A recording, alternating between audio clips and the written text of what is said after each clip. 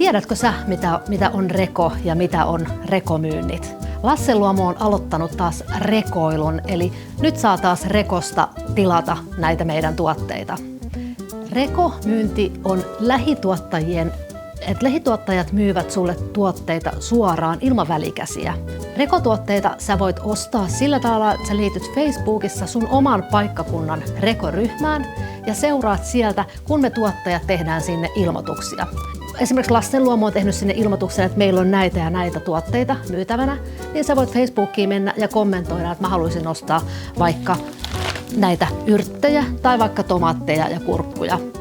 Ja sitten siinä reko-ohjeessa löytyy minä päivänä me ajetaan auton kanssa sinne rekomyyntialueelle ja sitten me laitetaan meidän autoon ihan tällainen kyltti, että sä tiedät, mistä autosta suut hakemaan ne tuotteet. Ja sit sä vaan käppäilet sinne ja maksu tapahtuu meidän kohdalla mobiilepeillä tai ihan kortilla.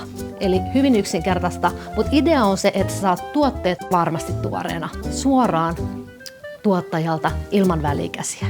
Kannattaa kokeilla, jos sua kiinnostaa tämän tyyppinen kaupankäynti.